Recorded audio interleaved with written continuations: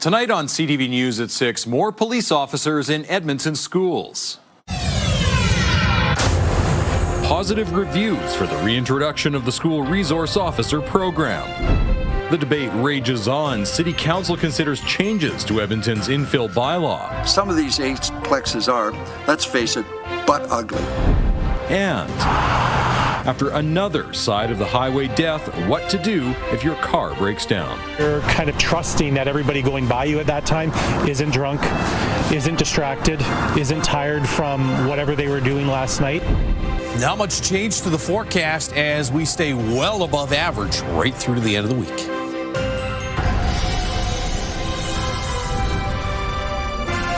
CTV Edmonton, local breaking news with Jeff Hastings. Good evening. Half a decade after police officers were pulled from Edmonton schools, they're back to mostly positive reviews. Now, the school resource officer program is expanding. CTV's Nerman Issa joins us now. Nerman, what can you tell us about this response? Well, Jeff, a report presented to the Board of Trustees says it's been well received by students, staff, and families. Many students said the program made them feel safe, secure, and protected. However, a small group said it made them feel intimidated and uncomfortable. The School Resource Officer Program, also known as the SRO program, was put on hold in 2020 due to concerns over the impact it had on racialized and marginalized students. Last year, it was reintroduced in 6 high schools. A mental health therapist was also brought into those schools. Now, one principal says her school's SRO called a special team for help when a student suffered a mental health episode. So to have the expert there who had access to more expertise and to get us the correct resources was immense, both in terms of my feelings of doing an adequate job as a principal, but also in terms of getting that child to safety. More than 4,500 students, 400 staff, and 143 family members took part in the survey. Now, the program is being expanded this month, bringing SROs into another high school as well as 6 junior highs. Jeff. All right, Nerman, thank you. A major change to infill housing rules that failed to pass last summer is making a comeback. City Council's Urban Planning Committee is debating a number of changes to the zoning bylaw, including capping infill projects at 6 units unless they're on a corner lot. Jeremy Thompson is live at City Hall, where day 2 of this meeting is just wrapping up. Jeremy. Hey, well, Jeff, this discussion comes about 8 months after Council tweaked infill rules the first time. Those changes shrunk the overall size that the building could be, among other adjustments. Evidently, those changes did not go far enough for many of the dozens of people who came to speak to councillors this time. The main problem is not height, and it's not dwellings, it is massing and building volumes. Some of these plexes are, let's face it, butt ugly, even to my undemanding eye. More distressing than that, those that I've seen appear to be dysfunctional as homes for real people. The maximum unit reduction is back on the table now as city staff attempt to respond to concerns from some Edmontonians and public pressure on council. City planners recommend restricting mid-rise projects to arterial roads on lots that are either close to transit or on a corner, and limiting projects inside neighborhoods to 3 stories with a maximum of 6 units unless they're on a corner. And many councillors campaigned on that unit cap, including Mayor Andrew Knack. Now the mayor believes overbearing building size is the biggest infill issue. It might have more windows on the front. There might be some other changes, but the actual sort of rectangular box built form is still very much allowed with even the 2025 changes. Correct.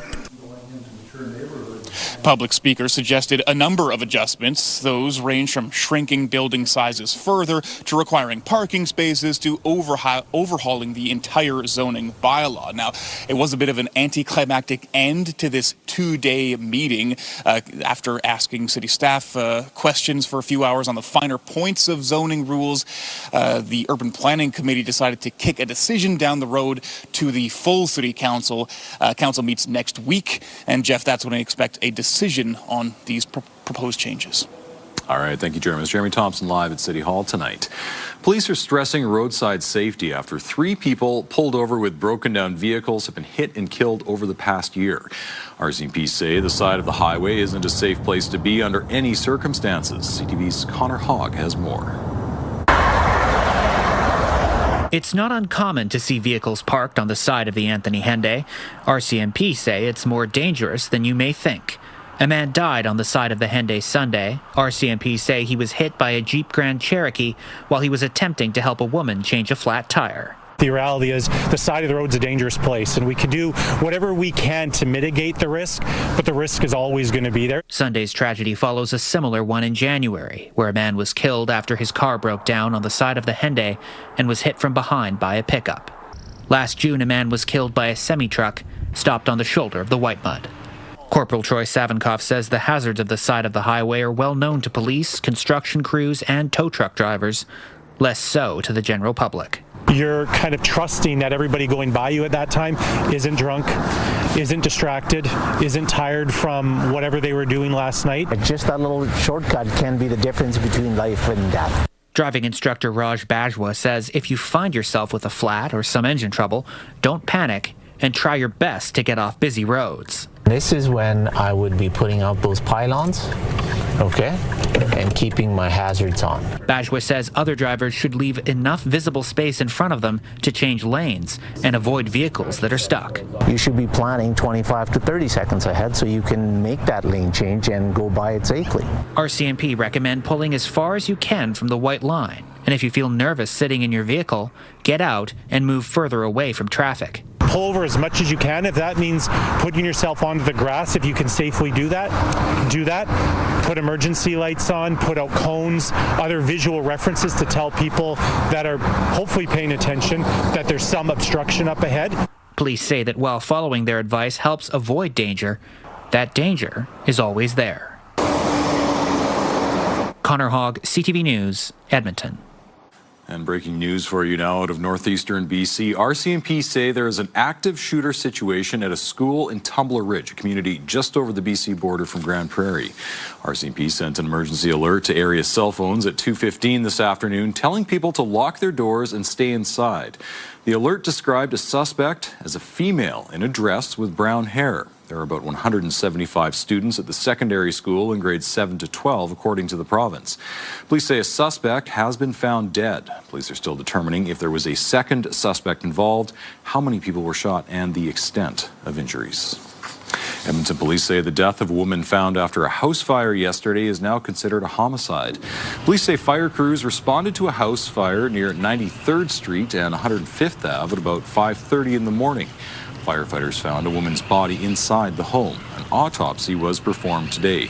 Edmonton police are not saying how the woman died. She has not been identified. Travelers are scrambling to get home from Cuba after Canadian Airlines started cancelling flights yesterday because of a jet fuel shortage. Amanda Anderson spoke with an Edmonton group trying to return. Our flag. A group of 5 friends from Edmonton arrived in Cuba last Wednesday. To come here and enjoy the weather and have a vacation. Hazim says everything about their vacation was normal until a few days ago. A notification came their scheduled flight home was cancelled. Everybody is under stress. They don't know what's going to happen. Canadian Airlines, including Air Canada, WestJet, and Air Transat, suspended flights to the island after Cuban aviation officials said jet fuel would no longer be available. I've been doing this for 15 years. I've never seen something come out saying that, oh, we may not have enough fuel for the planes. Travel agent Haidar Elmay says airlines are working to send empty planes to pick up Canadians still in Cuba. And if you do get a cancellation notice, don't panic. Even in the cancellation notice, it'll say, give us a few hours and we're going to update you again with the next available flight. So absolutely, it's really a scary thing to see when you see your flight get canceled, but know that there's a lot of people behind the scenes that are really working hard to get those notifications out. He says hundreds of of Edmontonians had vacations booked to Cuba. Season's over for Cuba. So anyone that's booked to Cuba for this season is going to get a full refund from the airline or the supplier. Elmay says for a country already struggling with fuel and food shortages, losing the tourist season will hit hard. Biggest people affected by this are the Cubans themselves. I had a nice vacation, but on the other hand, I'm so sorry for Cuban people because they don't have much in their hands. Hazim and her friends are now headed back to Canada. Late this afternoon, she says they boarded the flights sent to bring Canadians home. Amanda Anderson, CTV News, Edmonton. For the fourth time since 2019, the Birkebeiner has been cancelled. Birkie organizers say the warm weather has ruined the cross-country ski trails this year. Friday's Nordic Fair and Sunday's skate ski events in Cooking Lake Blackfoot Provincial Recreation Area are also cancelled. The Birkie is a 3-day cross-country ski event that's been around for decades. Since 2019, it's been cancelled for a variety of reasons, including the heat, the cold, and COVID. Despite recent struggles, there are no plans to change the Birkie's long-standing date. If we move to January, that's a cold month generally. And cold is just as big a safety issue as deficient trails. So, consideration around that has happened. It's probably happened since day one, since 1985. Organizers say the Barnaburkey family ski event is still happening at Edmonton Nordic Ski Club on Sunday. The Black Keys are coming to Edmonton this summer as part of a world tour.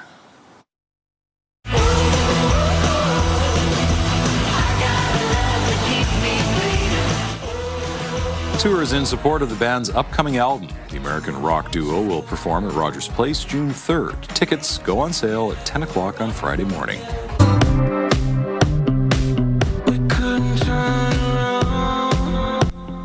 And Post Malone has added another Edmonton show to his stadium tour. He'll take the stage at Commonwealth for a second night in a row, July 25th, along with Jelly Roll and Carter Faith. Tickets are now on sale. Not a bad day for a concert at Commonwealth, Josh. Today or yesterday, in the summer? Any of these recent days. It's nice and warm. Yeah, I'm sure it'll be warmer once they're actually you don't have to wear a coat, but it's February. It's good. 8 degrees for a daytime high, way above average again today. Every single day except February 1st has been above the freezing mark, most of them above 5 degrees. -4 is the average daytime high. It still looks like it's after the weekend that the cool down really starts to kick in. I think by Monday, we're back below 0 for daytime highs. 3 degrees right now downtown Edmonton as we've cooled off pretty significantly since earlier this afternoon. Temperatures in the 1 to 4 degree range outside the city, and almost everybody dealing with fairly light wind and cloudy skies. This is the view from the CTV drone. It's powered by Century Casino. 3 great locations, Edmonton, St. Albert, and Century Mile. That's a nice shot. Little sliver of light there off on the horizon, but clouds have been increasing over the past hour or two, rolling in from the west.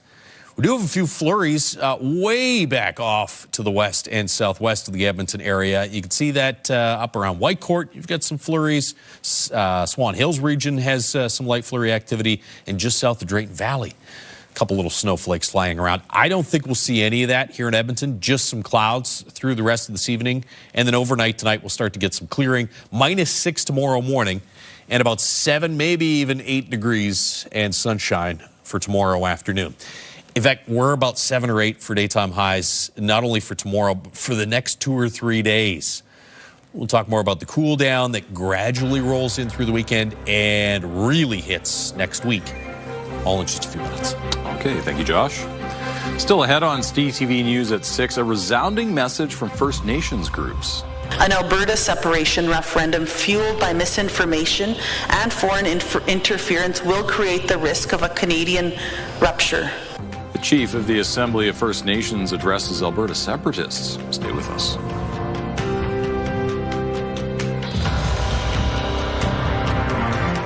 Programming brought to you by James H. Brown Injury Lawyers, the heavy hitters of injury law.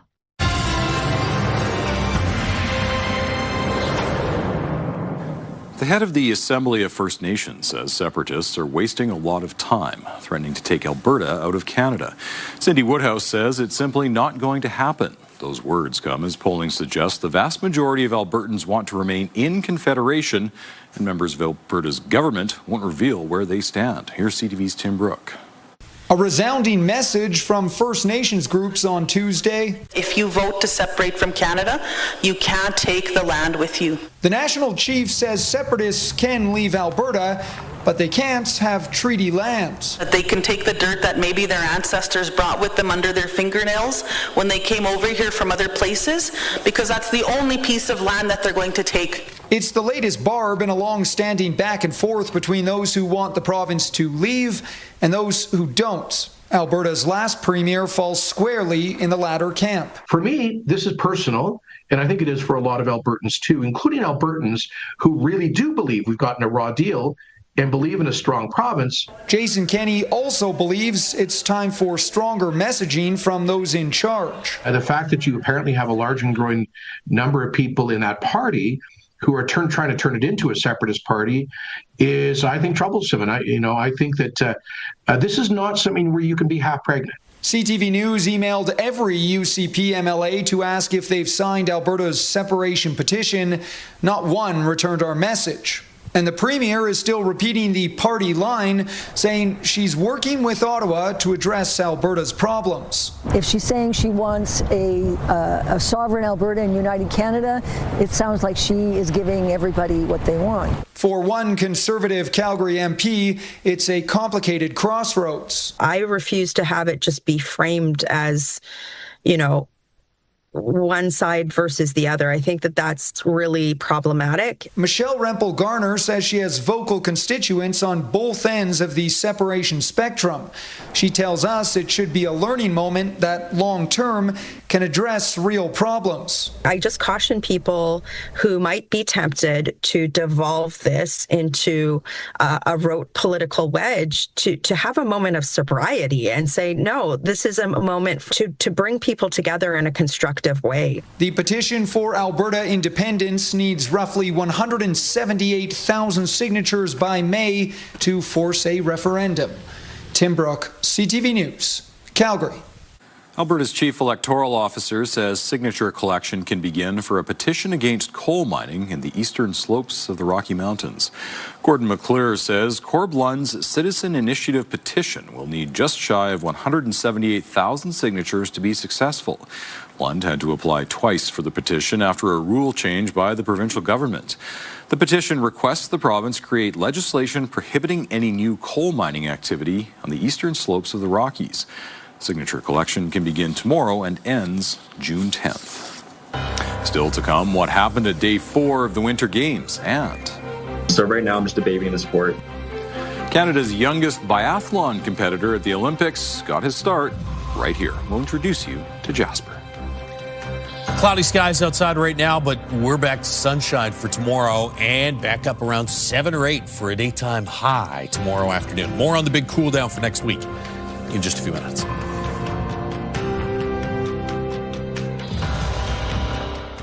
Programming brought to you by James H. Brown Injury Lawyers, the heavy hitters of injury law.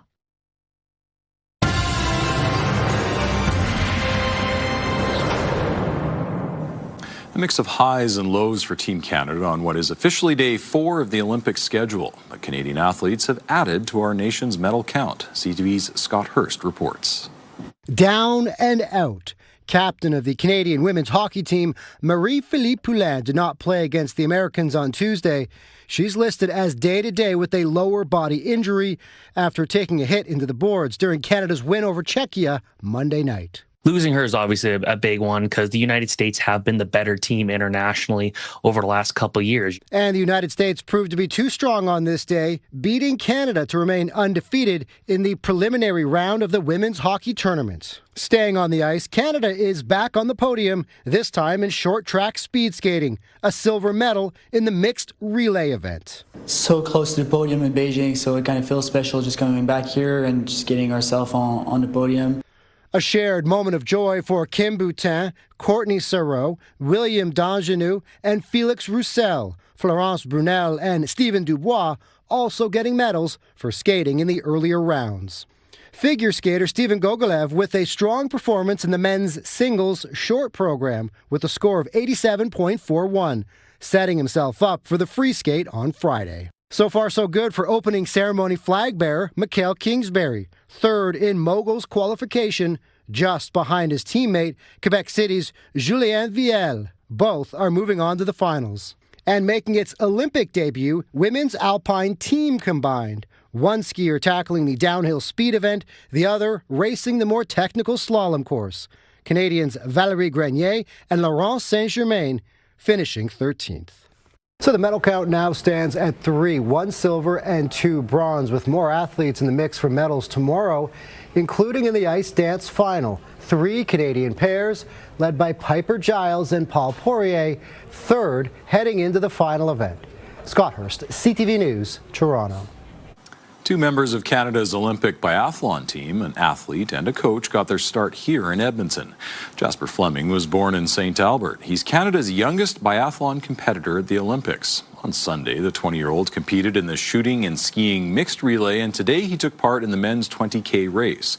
One coach he's worked with for years is there too. Helene Jorgensen has a long history of training athletes out of the Nordic Ski Club in Edmonton. Both say the Olympic experience so far has been bigger and more satisfying than they could have imagined. I think that 2030 and 2034 are the games that I'm really trying to go for in terms of performance. So right now I'm just a baby in the sport. In the terms of World Cup racing, I think that this is just a great experience for me. I do think it's a very big moment for myself too as a coach. It's a big milestone in my coaching career. I worked really hard to get to this point. There's more biathlon coming up for Canada with the women's 15-kilometer final tomorrow and the men's 10-kilometer sprint on Friday. All right, I suppose we should probably talk about that weather change, the cold spell that's coming. Yeah, you knew the other shoe was about to drop at some point. Yeah, we're going to pay. We still have a fairly lengthy warm spell before we get to next week, but it is going to feel a lot more like winter once we hit Monday, Tuesday, and then really by the middle to the end of next week. River Valley Skycam is brought to you by Action Furnace. Fixed right over, it's free. Cloudy skies, 3 degrees in Edmonton right now after a high of 8 earlier today. 4 in Grey Prairie. It was -3 this afternoon in Fort McMurray. -15 in high level. We might see daytime highs in that range by the end of next week here in the Edmonton region. It'll be a real shock to the system after what we've gone through the last 2 weeks. There's your cloud cover increasing from Edmonton off to the west. A couple scattered flurries here northwest of the Edmonton region. I think all of that's going to track north of the city or just fall apart. So not expecting any snow in the Edmonton region tonight. Just some clouds through the evening and the overnight period. And then those clouds will start to push out through the morning tomorrow. And we'll get some sunshine for the vast majority of the day. A little cloudier here across the northwest and in east central and northeastern Alberta. But Edmonton, Red Deer, lots of sunshine tomorrow. And then tomorrow night, again, we get some increasing cloud. And again, it all pushes out for the daytime hours on Thursday. So more sun than cloud through the days tomorrow and Thursday. I think we'll get some increased cloud cover towards the end of the week. -6 Fort McMurray right now. It's 2 degrees in Grey Prairie and Jasper. We've backed off to 3. It's -3 in Lloydminster and right at the freezing mark in Red Deer. Temperatures overnight tonight sliding to about -6 by tomorrow morning. Cloudy through the evening hours. Then the clouds will break overnight and early morning. There's your sunshine. Midday and through at least the early to mid-afternoon hours. High of about 7, maybe 8 degrees, and pretty light wind out of the west-southwest at about 5 to 10 kilometers per hour. 7s or 8s again for Thursday and Friday. A little bit of extra cloud cover there Friday, but again, Thursday more sun than cloud for the daytime hours. Look at your morning lows, -5s, -6s here for the next few days. Average high is -4. So we've been on par with the average highs for our morning lows lately. There's a slight chance of some flurries here Saturday morning, but clearing in the afternoon. That's not going to amount to much. Watch next week. Still around 0 or +1 Sunday, but -2 Monday. That's not bad. Chance of flurries late Monday. I think Tuesday, Wednesday, as this colder air starts to drop in, this could be several centimeters of snow. It's too far off to start putting estimates on it, but that's probably some accumulation. Daytime highs will drop back into the -5 to -10 range, and then highs of around minus 10 to 15-ish towards the end of next week. Take a look at how far that is below average and the big swing from where we are over the next couple of days. And it actually looks like, I know that forecast only goes to February 20th, but it looks like once that cold air settles in, it's here at least until the end of February and possibly into the first week of March as well. Thanks, Josh. Coming up, Donald Trump changes the channel. We've got a bunch of crackpot advisors in the White House who misinform the president, who already likes to have tantrums and lash out and try to get leverage or extort things. Prime Minister refuting sudden claims by the U.S. president, and AI doesn't know them as a full person in their context, whereas I do as a family doctor. The dangers of self-diagnosis without a doctor. Programming brought to you by Century Casino. 3 great locations: Edmonton, St. Albert, and Century Mile.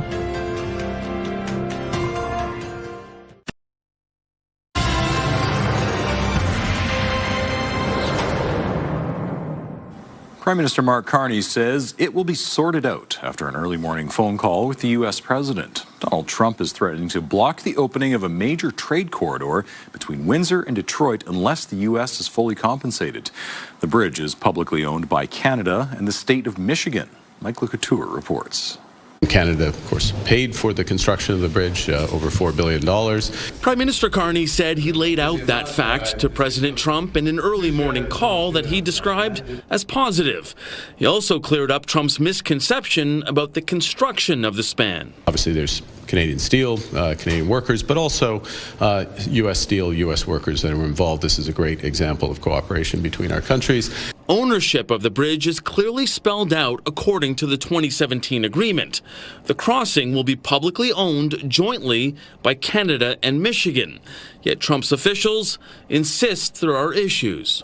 There's a question as to the proceeds of tolls, etc., and so there's going to be a negotiation on that front into how that bridge should be treated. If it's going to be going into the U.S. According to the agreement, Canada will collect tolls until it recoups the costs related to construction.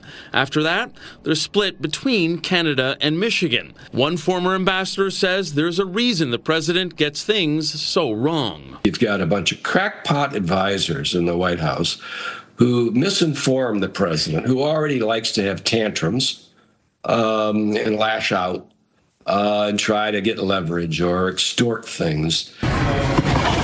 In Trump's online tirade, he also took aim at the Ontario ban on American alcohol, which the premier says won't change. It's obviously working. It's an irritant. But there's one thing President Trump can do: get rid of Canadian tariffs. Now, it's unclear if tariffs were discussed on the call, but Prime Minister Carney did say the president asked his ambassador to Canada and Michigan native Pete Hoekstra to continue the conversation and bridge the apparent gap. Mike Couture, CTV News, Ottawa. The housing market in Canada is being dragged down by economic uncertainty, and the proof is in a new report by the Canadian Mortgage and Housing Corporation. It forecasts higher building costs, fewer new homes built, and more existing units left unsold. CTV's Heather Wright has more. The headwinds facing Canada's economy are being felt by Canada's housing industry as well. The general climate environment of uncertainty that has been brought about by the trade tensions and the uncertainty going forward has definitely impacted housing investment. According to the Housing Market Outlook released today by the Canada Mortgage and Housing Corporation, new home construction is set to decline through 2028 as developers face high costs, weaker demand, and more unsold homes. Condo construction is expected to be especially weak. The CMHC report also underscores the impact elevated unemployment, modest income growth, and slowing population growth are having on the housing market. Several factors that are spelling out a slower market for the next several years. While new condo construction is expected to remain high in Montreal, the CMHC predicts a dismal condo market in both Vancouver and Toronto, where inventory is high and sales are weak. A seller of a new build, you're looking at a full deposit forfeit. Daniel Zadigan is a realtor who says sellers are losing deposits and then some when trying to sell condos they bought pre-construction 4 or 5 years ago, when prices were high and interest rates were low. But he says the oversupply won't last forever, and the lack of starts will create new problems down the road. Long term, however, the lack of housing starts is at one point going to show its impact, maybe in a few years, because I know starting next year, I think the housing starts, completions, are going to really start to dramatically taper off. The CMHC has warned that Canada needs an additional 3.5 million homes to restore affordability by 2030, a goal becoming increasingly difficult to attain. Heather Wright, CTV News, Toronto. The FBI has released new images and video of a masked, armed intruder appearing to tamper with Nancy Guthrie's front door camera. The images show an individual on the porch area of the home on the night Guthrie was kidnapped about 10 days ago. The person was wearing a mask, gloves, backpack, and what's believed to be a gun holster. It looks like the person tried to block the front doorbell camera with foliage gathered nearby and then appeared to damage it. At least 2 ransom notes were delivered initially to news media. The family has said it will pay and believes Nancy Guthrie is still alive. Doctors are once again warning about the dangers of AI and misinformation when it comes to health advice. Some patients are turning to services like ChatGPT before consulting a doctor to try and self-diagnose. As CTV's John Venevali-Rao reports, a new survey finds that can be harmful to their health. Here's what you can do using ChatGPT. Online, there's long been plenty of hype. ChatGPT is now better than your doctor. About how AI chatbots can diagnose medical problems. A quick consult that's free and easy. Honestly, I think it's really good. I would place a lot of trust in the answers it gives me. But the Canadian Medical Association sounding the alarm, warning consulting an AI for medical advice can be dangerous, especially if a patient delays or skips seeing a human doctor. I would suggest that they need to be extremely curious and cautious, and that the best is still to see their family physician or primary care provider or specialist. In a new survey of 5,000 Canadians, around half said they'd consulted with either Google AI or ChatGPT for health information.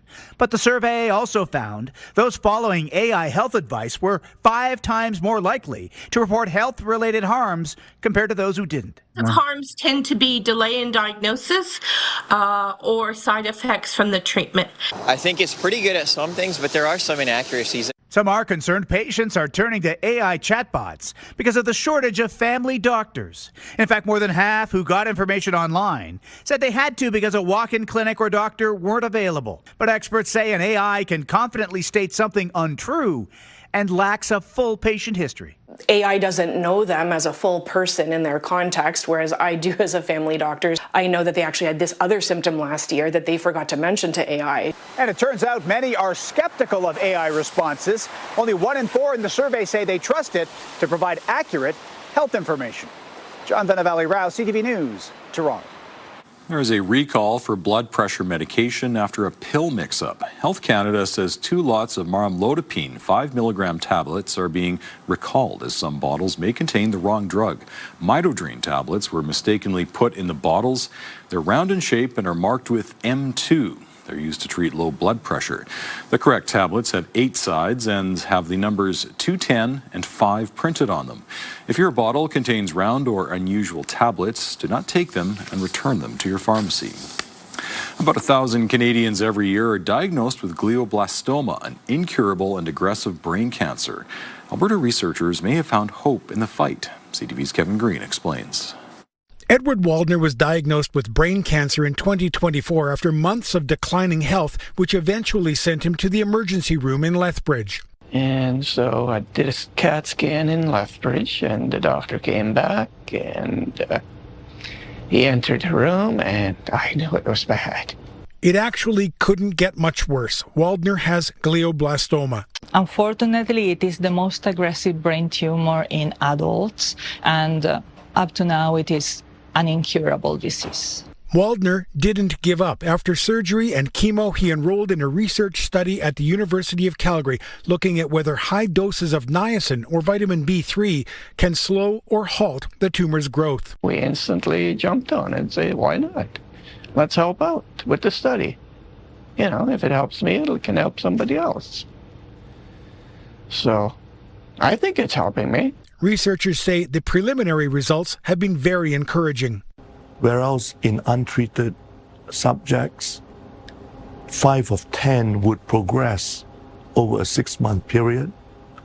In the context of niacin treatment, this was reduced to 2 of 10. Glioblastoma shuts down the body's immune response to the tumors. High-dose niacin appears to reawaken it. And while encouraging, the results are preliminary, stage 2 of a 3-stage trial. This interim analysis is hopeful that more patients are going to benefit from niacin. We cannot extrapolate overall survival yet. While the researchers guard their expectations, Waldner's family believes being in the study has extended and improved his life. It's a joy. It's a joy to find this. You know, every day we're blessed to still have him, and it's thanks to this. Researchers are still enrolling more patients into the study with a goal of having 48 undergoing the niacin therapy. Kevin Green, CTV News, Calgary. Coming up, a multi-billion-dollar development. They're not going to be hooked to the power grid. They are going to be developing their own power. Why a data center in Olds is dividing the town, also ahead. We just, we're running around like crazy this year, taking care of all these animals. Alberta Charity sees a record number of animals needing its help.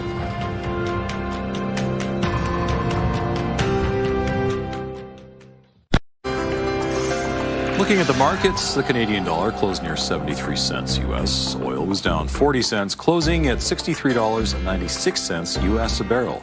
Gold lost $48 on the day. TSX and Dow Jones both finished higher, up 233 points and 52 points, respectively. A proposed $10 billion data center and natural gas plant is dividing people in Olds. The town of Olds supports the data center, but the company still needs to pass provincial environmental regulations for it to go ahead. As CTV's Tyson Fedor reports, the speed at which this project is moving has some concern. A large parcel of vacant land on the east side of Olds at highways 2A and 27 is on track to become one of the largest data hubs in the country. Economic impact, I would expect, would be felt outwards from this project throughout Canada. Central Alberta, certainly as a whole. Synapse Data Center is planning to pump $10 billion over 2 years into a facility to support rising demand for artificial intelligence, cloud computing, and data-intensive technologies. Our component itself can start as part of the municipal permitting process. The natural gas plant is covered fully under the provincial permitting process, so we can't start construction on that until we receive those permits. So mid-2026 is still the focus. The 1.4 gigawatt facility will include a natural gas plant. The company says water use will also be on a closed-loop system. They're not going to be hooked to the power grid. They are going to be developing their own power through natural gas turbines that will be running on site. Some residents in the community of nearly 10,000 are concerned about noise, environmental and health issues, along with a lack of public engagement. The second largest power generation facility in Alberta is going to be next to well over 1,000 residents, families, children, senior citizens. No setbacks, no buffers. It's kind of unprecedented. While others support the development that will bring jobs and tax revenue for the community. It's going to get built somewhere. They're being built throughout our province right now, Red Deer and other communities. So having one built in our community is that linchpin type industrial complex that can make our town long-term sustainable. The town and company expects the project will create 2,000 construction jobs and 1,000 long-term high-tech jobs. Environmental permitting could take another 4 months before shovels are in the ground. Usually what this does is it attracts other investors as well to town. Tyson Fedor, CTV News, Olds. The Alberta Institute for Wildlife Conservation saw a record-breaking number of patients in 2025. The Institute treats and cares for a variety of animals year-round. Last year it assessed 2,103 animals, its highest number ever. Patients' intakes included birds, mammals, reptiles, and amphibians. Staff say over the last 10 years they've seen an increasing trend for wildlife rehabilitation services. We've only ever passed 2,000 patients once before, and that was back in 2020. And even then, we were still over 30 patients higher than we were that year. Compared to 2024, we were over 300 more patients than we had the previous year. So we just, we're running around like crazy this year, taking care of all these animals. Many animals require specialized and costly care. The Institute relies solely on donations and grants. Doorbell and dashboard cameras captured a fireball that fell from the sky early this morning west of the city. Anyone up this morning would have seen something bright crossing our western sky. That was a bright meteor, sometimes called a bolide or a fireball. We don't know exactly if this one may have come down anywhere, but if it did, you might be able to find a little black rock sitting on top of the snow somewhere. Frank Florian with the TELUS World of Science in Edmonton says you might be searching for a while. He says if the little black rock hit the ground, it could be a few hundred kilometers away. Some little lion dancers are celebrating the upcoming Lunar New Year in a very Alberta way. Oh my God. Now, that's Cadillac Ranch. This was recorded over the weekend at the Not Your Average Lunar New Year banquet. The banquet was Western themed. Still ahead, an armchair athlete. I'm here for it. I commit to the bit, and I'm doing it for the plot. A Canadian content creator is showing just how hard it is to make sport look effortless in the out-of-shape Olympics. Stay with us.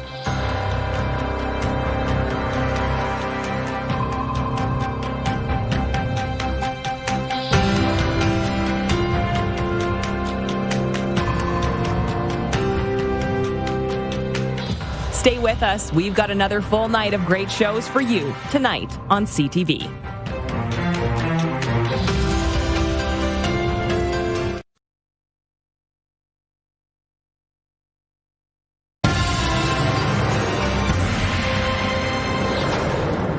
The Winter Games are in full swing. You may be watching from home wondering if you could do what some of Canada's athletes are. A Canadian content creator is trying to answer that question. CTV's Jessica Smith has more on the out-of-shape Olympics. Ice dancing or downhill skiing is my forte. Ice skating? Maybe singles, yeah. Because every time I partnered with someone, that's where I get confused or I'll trip over them. Yeah. So just singles, I think it's possible. To answer the question how the average Joe or armchair athlete would stack up against an Olympian, Toronto content creator Simona Stallone decided to take on the challenge. There's a lot of hard work that goes into making something look effortless, and the purpose of this is the comedic twist of this is to showcase that in probably one of the most extreme kind of experiments, but I'm here for it. I commit to the bit, and I'm doing it for the plot. Stallone created a social media series called the Out of Shape Olympics during the 2024 Summer Games, trying over 20 sports. Now she's back trying her hand at the Winter Games. I think the whole purpose of the series obviously is one, to have fun, but two is to really showcase how amazing these Olympians are. This is Ewan. How's it going? Ski Patrol. During every attempt, safety precautions are taken, reaching out to professionals in each sport she tries. I reached out to Mount St. Louis. I was like, hey, this is my idea. This is what I want to do. They were super receptive, and they were very excited to be a part of it. But at the end of the day, they're like, hey, we're going to assign a ski patroller with you the entire day. The hardest Winter Games sports she's tried so far. I did do bobsledding, and I did do skeleton. And skeleton was the scariest thing I've ever done in my life. But her favorite, a Canadian classic. Oh my gosh, I love curling so much. I never expected to like it that much. I went in really with no expectations. What a sport. Showing that no matter what place an Olympian finishes in, their hard work and dedication are a testament to their incredible skill level. Up next for Stallone, she's going to try her hand at figure skating events along with a little bit of snowboarding to continue to show her support for the Winter Olympics and its athletes in her own special way. Jessica Smith, CTV News. You know, I think if meteorology was an Olympic event, you'd win gold every year. Every games. Wow. Yeah. I won't tell Corey. I bet everyone out there agrees. I won't tell Corey you said that. You know what? That's a really good idea. Yeah. I think Corey would be good. We should have him try out all of the... Yeah. Hey, you know who else would be good at that? Connor Hogg. I'd like to see... We're a very talented newsroom, you know what? Connor doing some bobsledding. All right, tomorrow's assignments. -6 tomorrow morning, 7 degrees tomorrow afternoon, maybe even 8. We get to 7.7 for a high today. We'll be in the same ballpark tomorrow, Thursday, and Friday. More sun than cloud for the daytime hours tomorrow and Thursday. There's a slight chance of flurries early in the morning on Saturday. That's not going to amount to much if we get anything at all. But the cool down will begin through the weekend and really sets in over the course of next week. Some more snow and back below average. All right. Thank you, Josh, and thank you very much for sharing your time with us. Have a great evening.